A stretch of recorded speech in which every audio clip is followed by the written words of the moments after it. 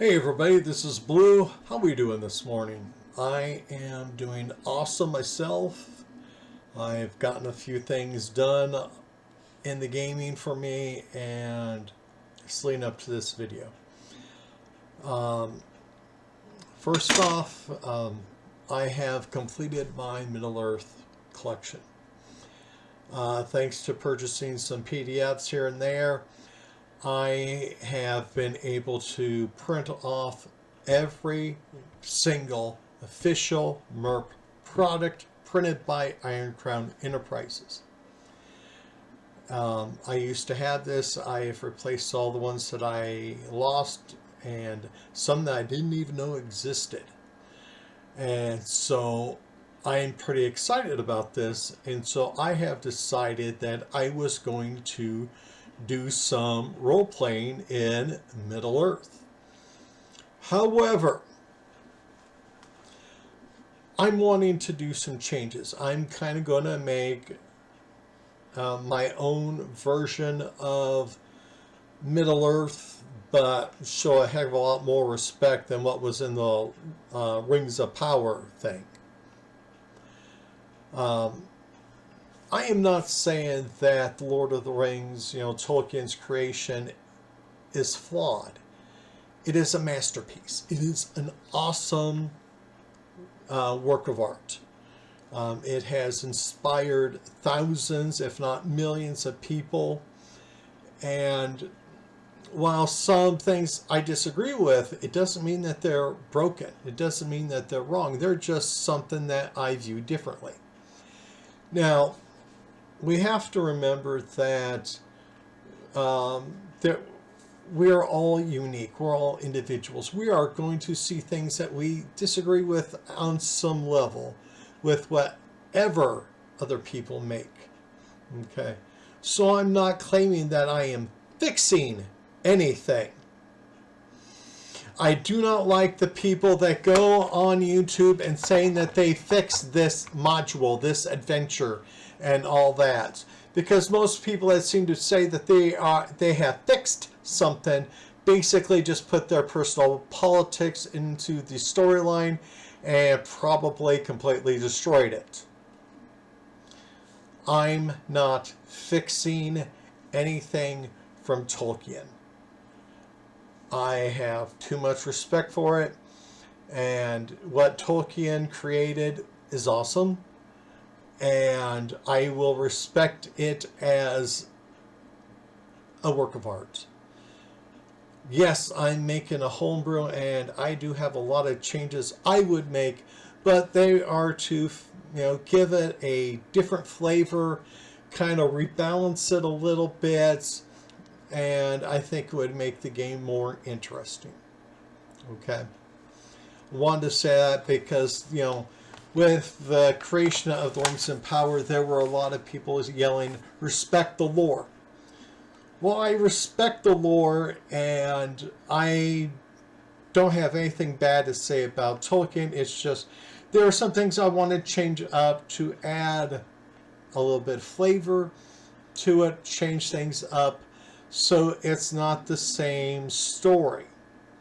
I want it to be a different story, and this is just for my personal use. This is something that I'm going to do some solo adventures in. Okay? So, let's go through my little list here.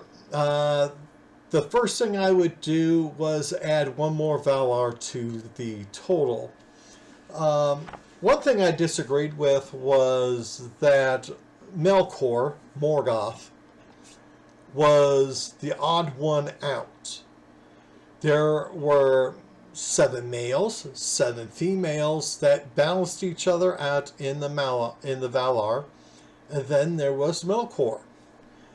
And that kind of sat wrong with me because, if you are trying to make a point about balance in the Valar, where's Melkor's? Where's Morgoth's sweetheart? Because if you go look at Lords of Middle-earth here, they were talking about how the other Valar, they had a balance. They had somebody to go with them. Manwë had a wife. Gosh, now I'm thinking. Varda, if I remember right. Now I gotta look. Tolkien had somebody. Alue had somebody. And that is important for later on because Alue, the smith's significant other, was Yavanna. And Yavanna was of plants. So you had somebody that worked with rocks and another one that worked with plants. And they were together in a relationship and there was balance and harmony. That was never given to Melkor. And, you know, if I didn't have a side of Nookie, you know, I'd be a little cranky too. So maybe Ebru should have done 16 instead of 15, and maybe there wouldn't be that one odd one out. Maybe everything could have changed if Melkor was treated a little bit better. Next thing is there are other continents to use. Why not use them? In many maps, there is... That's the map that we're used to, right? That's Middle Earth, all of it. Okay. And there is this version here. And, you know, it's not used. There are, on this one, 2 large land masses that are, I think, only mentioned once or twice in the whole Legendarium, and that was it. Why were the... And this is where the story kind of screws up with me, because, you know, if there was the, you know, the birth of the elves, the birth of men, why were they only on Endor? Why? I mean, if you are going to have all this other land, put something there. I mean, to have all the resources that could be on this, on these 2 continents here, you would think that there would be other races, other creatures there. And, you know, if I had all these pirates, all these people, you know, like Umbar and that, with these massive fleets, I would be having them doing supply runs down in Morinori, if that's how it's pronounced, to pick up supplies. Maybe they should go to Romanor as well to get supplies. It is mentioned that there was at least one other landmass, and it's not used. And also, I'd be thinking, you know, they played Morgoth, Melkor wrong, because, you know, if you were so smart and you knew about these other lands, wouldn't you been slowly putting some men down, men, elves, whatever, on these other 2 continents, building bases? You know, when I do my homebrew, I'm going to be putting 3 cities on Morinori, and, you know, as supply posts and all that, you know, that are under the influence of Morgoth, Melkor. Okay? So I just thought that was kind of weird. And here's another version, and I've edited it for my version. And you can see the really weird design of Arda, Middle Earth, and then Morinori down below it. Then far off in the west is my version of Amon/Valinor. A few more islands there and something down below it. And so, you know, use these other lands, you know, do something with it. And that's one of the things I'm planning on doing.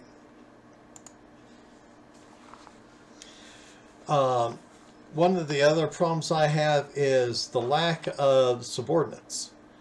I mean, let's face it. You know, I just thought it was kind of odd. There's Morgoth, Sauron, and really nobody else. That, you know, a Balrog or two, like Gothmog, did some stuff, but that's all you pretty much heard about. And if you're trying to have this vast empire, you are going to need a lot more subordinates underneath you to help control everything. I mean, look at Napoleon. He had over 20 marshals that he depended on. Napoleon did not fight every battle. Sometimes he sent out a subordinate, one of his marshals, out to fight this particular fight. And some sucked, yes, some were great. But they needed, I think it's needed to have a few more subordinates under Morgoth, Sauron in this game. In Moria, there's the Watcher in the Lake. And I just think, you know, they're trying to say, well, what is it? And, you know, it's this big mystery. Well, I say make the Watcher in the Lake one of the nameless ones. This particular nameless one found a cave and worked its way up and got out and settled in the lake. Pretty simple, right? The next one, this one will be a little bit more controversial. Hobbits and dwarves. We have a decent background story on the dwarves. You know how Alue made them and he had to kind of hide them, and Eru discovered them and gave them life. Well, what about the hobbits? Because, you know, they're saying, we don't know what happened to the hobbits, how they came to be and all that. And I just kind of don't like that many loose ends.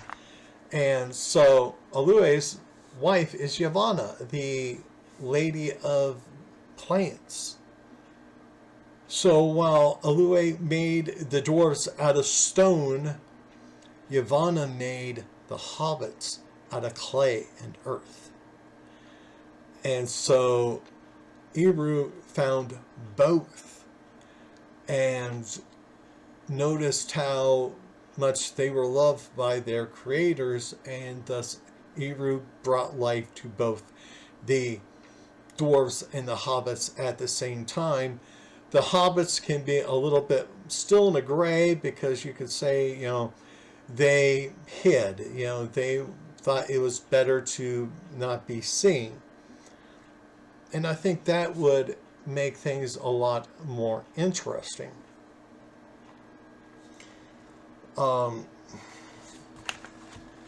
Spirits of the Void, Ungoliant.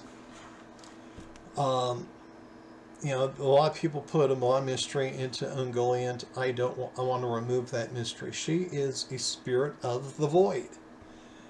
And since Ungoliant could exist, there could be many, many more in the void. I'm kind of taking a little bit from D&D on this concept. The creation story that I'm kind of working out in my head right now for Middle Earth is that Eru traveled to this area and found it to be very empty.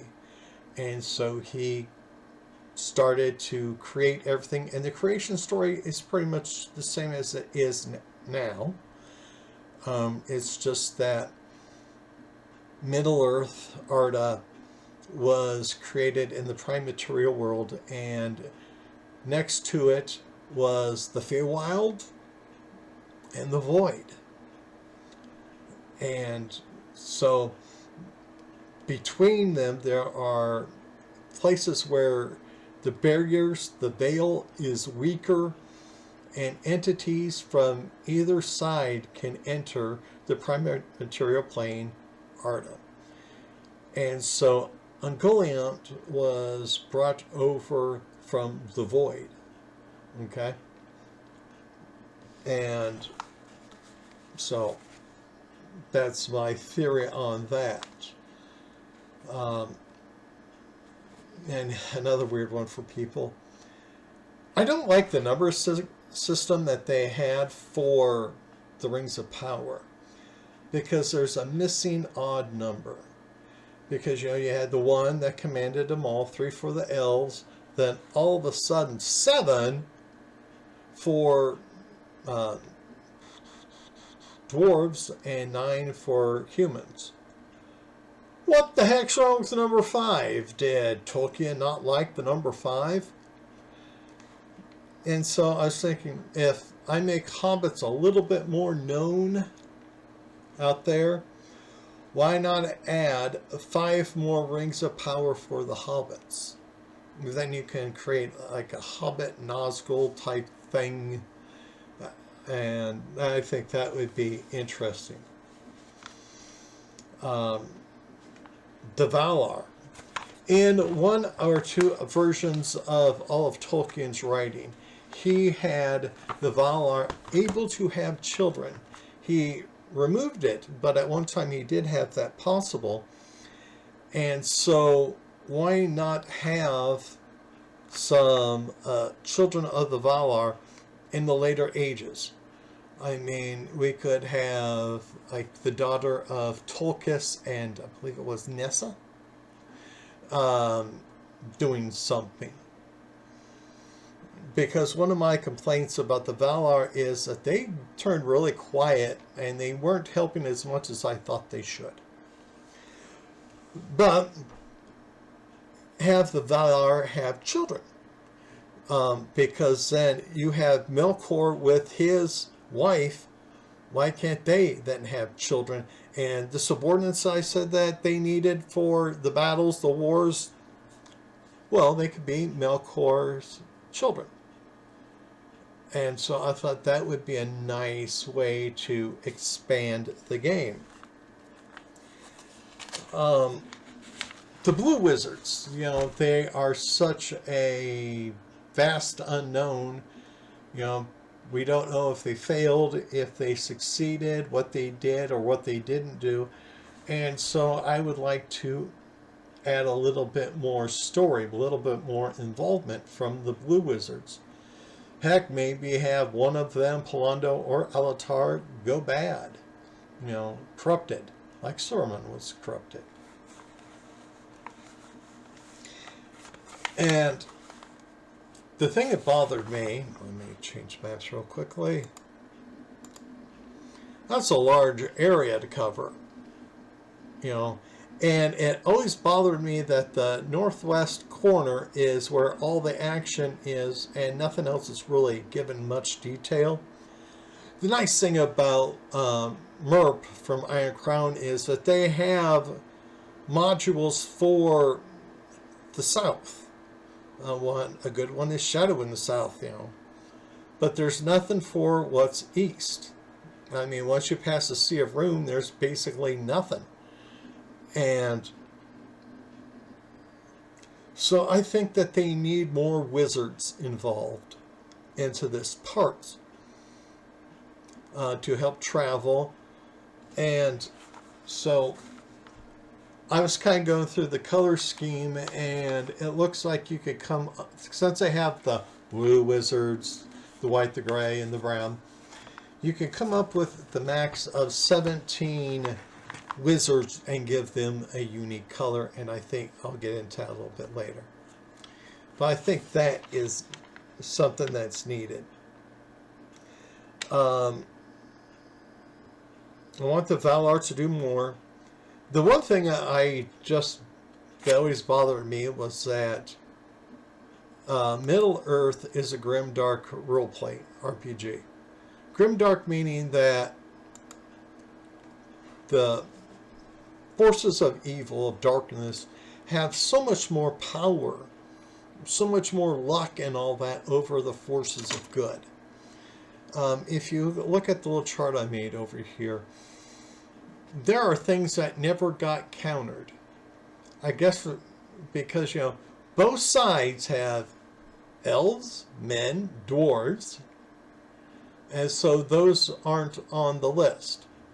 But Look what the evil has. Balrogs. They never got anything to counter the Balrogs.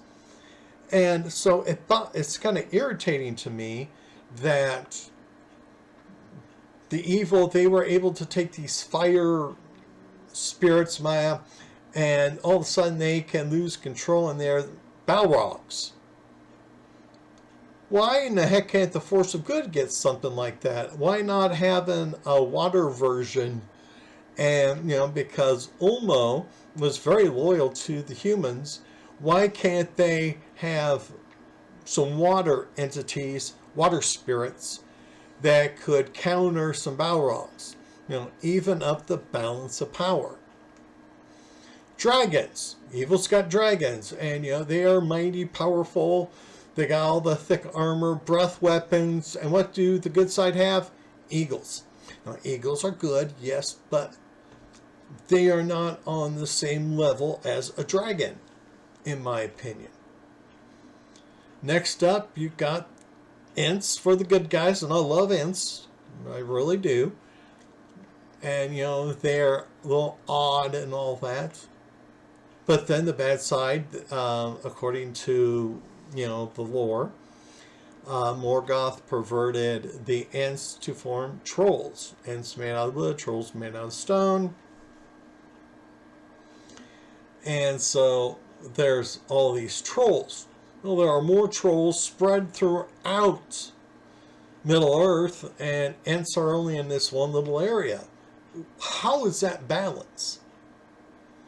Then you got the orcs, who were originally supposedly elves, and they got perverted. And again, you got a decent amount of elves, but you do not have, but you do have this overabundance of orcs and trolls everywhere, so I don't believe that's in balance. The Nazgul flew around on fell beasts. They look like small mutated dragons. Okay? What did the good side had? They had the Mara. These were enchanted horses, like Gandalf rode Shadowfax, which was a Mara. Then I mentioned how powerful Ungoliant is. In Lords of Middle-earth, Ungoliant is a level 500 creature. And, that can cause a lot of damage. It was so powerful, it almost killed Melkor / Morgoth. I mean, and Ungoliant, killed the 2 trees, drank the well of Varda. And what does the good guys have? Tom Bombadil, who is apparently omnipotent when he's in his force, but his force is getting smaller and smaller and smaller. Where's the balance there?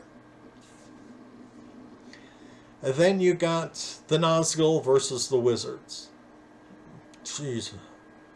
There's only 5 wizards, which I want to change in my homebrew. And there's 9 Nazgul. All 9 Nazgul, because of mind control and all that, were 100% loyal to Sauron, alright? But the wizards, they were aloof. They were twisted. And so really, out of that 5, you only knew of 2 that really fought for the good side, and one of those was Radagast, and so he had a presence, but he wasn't a driving force. Sauron was a driving force early on, but then after he played with the Planeteer, he went on the dark side. Only 5 wizards compared to the 9 Nazgul. It just seemed like that Tolkien always gave so many advantages to the forces of evil, and I understand why, because you have to have a strong enemy to have a valiant fight. Your heroes are a reflection of the evil that they fought. But there's more to this that I just bothered me. The good people of Middle Earth were screwed over, fucked over so many gosh darn times. Because they had the plague. Remember, I forget what years it was, but they had the plague. And a lot of people died, so depopulation. Okay, great. They had long winters. Oh, great, we don't have food. Then they had the infestation of the orcs and trolls. The part of Eredor became known as the Troll Shaws because the trolls were so populous. And so there were a lot of areas that were severely depopulated. You know, Carland or Theodane, they were depopulated because of this plague. At what point do you not recover from all this? Okay, you know, they had to run to Helm's Deep and all that. You know, they didn't have a lot of fighters and all that. They had this decent castle, but they didn't have much to, you know, defend it with. And so this just seemed like Tolkien, to make his battles seem more and more epic, screwed over the people more and more. There is no bright spots here. What I mean is, you know, I talked about Spirit of the Void, Ungoliant. Tom Bombadil is not that awesome. Why couldn't there be a spirit of life or a spirit of the something like the Feywild come through and kind of balance some things out? The powers of evil have all these well-known weapons. I mean, Melkor had Grond, his mace. Sauron had his ring and all that. The Nazguls, they had these powerful rings and their weapons. Excluding Narsil, what powerful weapons did the good guys have? Why couldn't there be, for once, a part of the story where Tolkien had grabbed a particular weapon? I know he is more of a hand-to-hand combat person. And he went through and he cleared an area out of evil. Orome, I think, did that a couple of times. Orome the Hunter. But this was so few, such a little thing that I think it made the balance non-existent. A Grimdark is where evil has so much power, so many advantages over the good, that the good are suffering, they're miserable. And I think that is the case here. Yes, you might want to keep the evil powerful, but gosh darn it, give the good guys something more than what they're getting. Other changes would be to remove the hive mind, the mind control over all evil forces. Just like at the end of Return of the King, when Sauron was defeated, all of a sudden the orcs and the trolls were free of mind. But everything on the evil side had blind control, was under blind control by the forces of evil. Why not have there be a little bit more free will in there?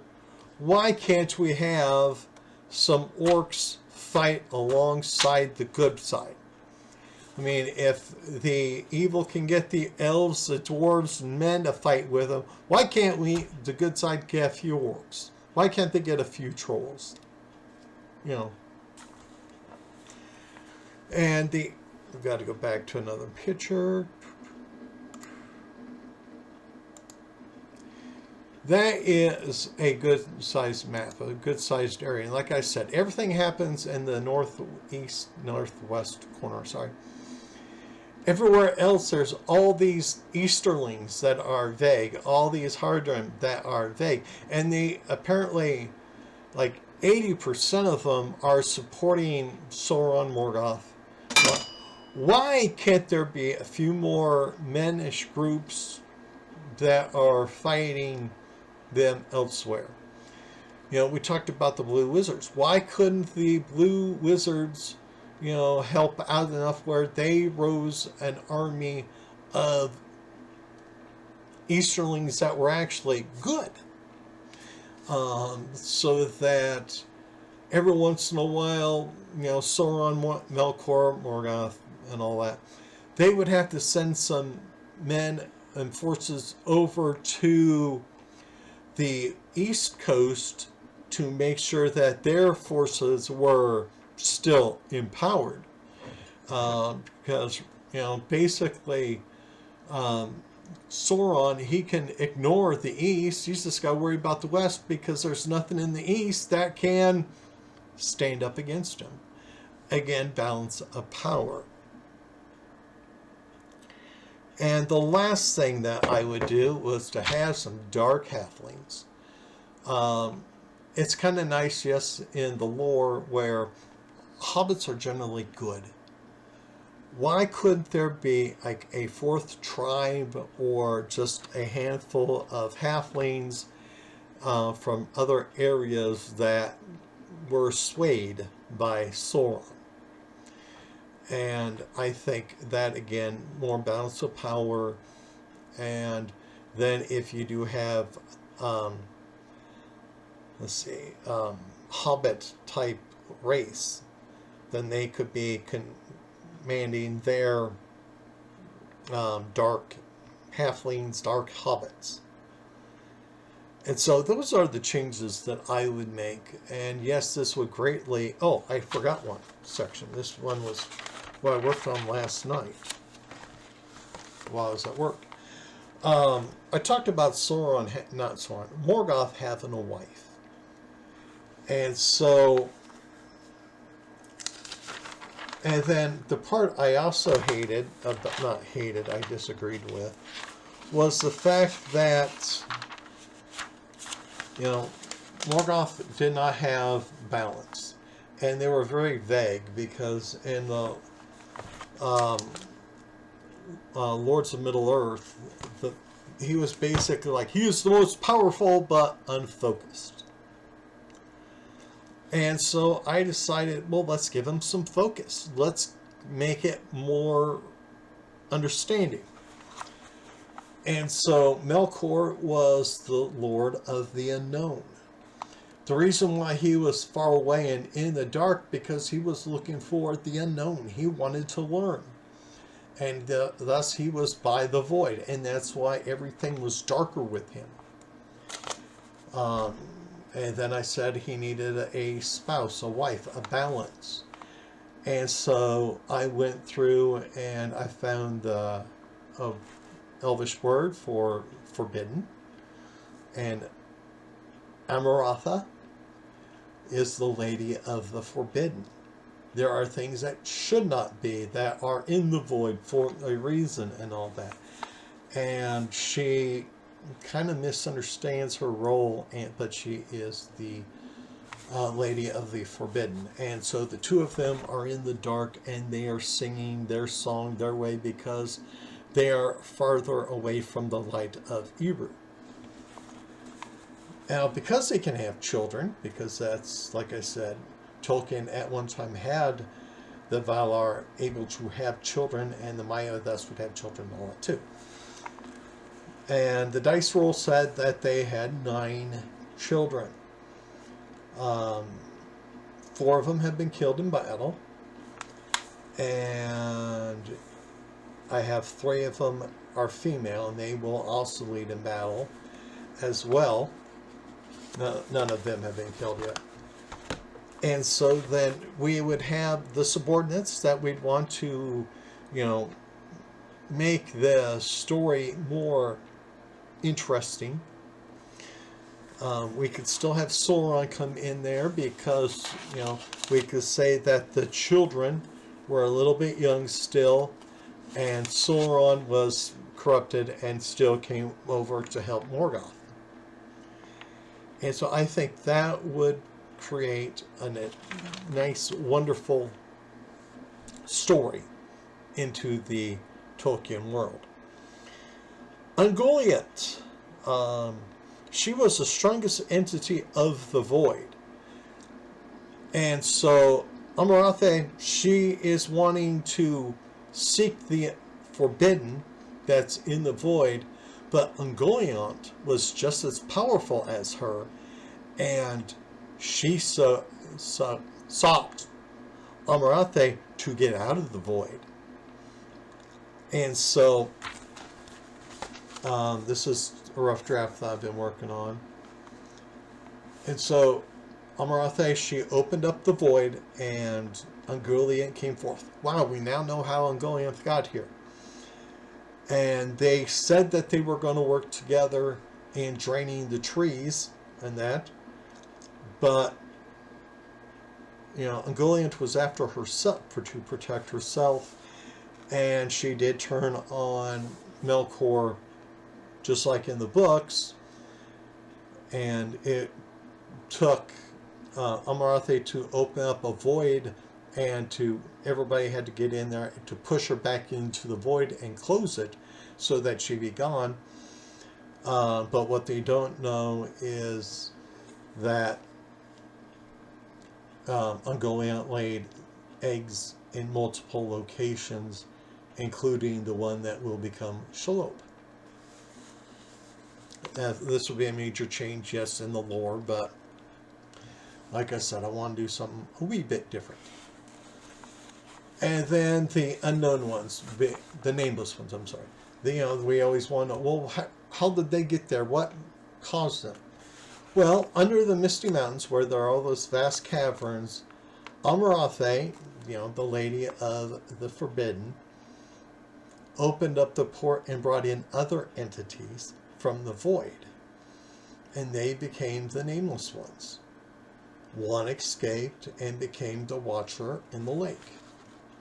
And you don't have to make a lot of changes. Sometimes it takes just a little change and you can really, really screw up the storyline.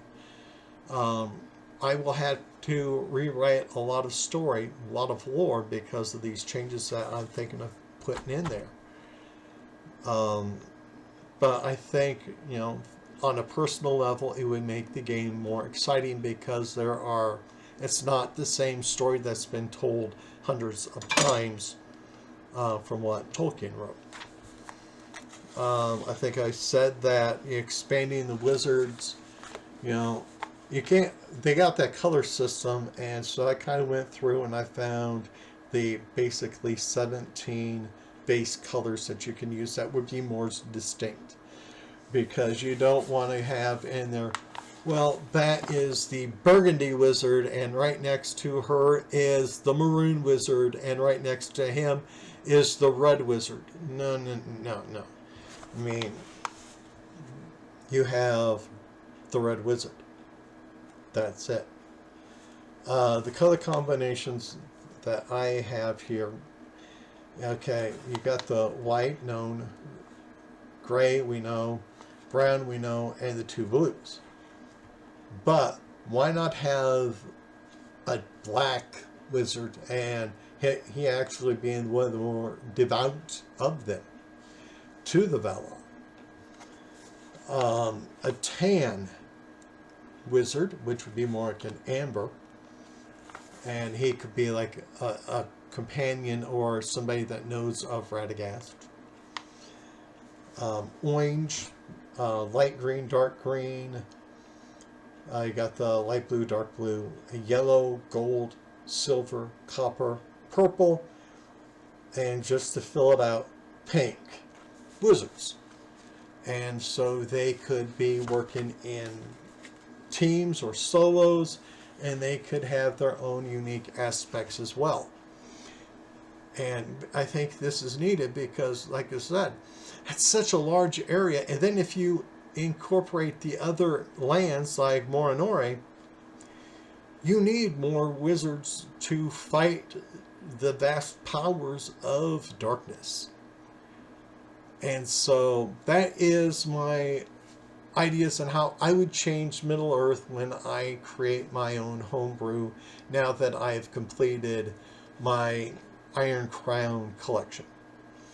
So please put your comments down below. I would love to hear what you think. Maybe something is off. Maybe I'm forgetting something. But anyway, everybody please take care. Be at peace.